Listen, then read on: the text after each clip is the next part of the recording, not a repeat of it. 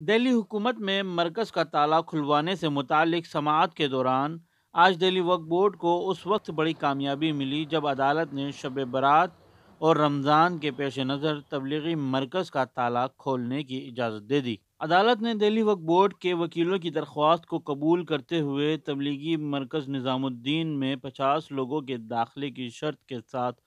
قفل کھولنے کی محدود اجازت دی ہے۔ عدالت نے عالمی تبلیغی مرکز میں ابھی 50 لوگوں کو داخلے کی اجازت دی ہے، جن کی تفصیل نام اور پتے کے ساتھ مقامی پولیس اسٹیشن میں جمع کرانی ہوگی، جہاں سے مقامی تھانہ انچارج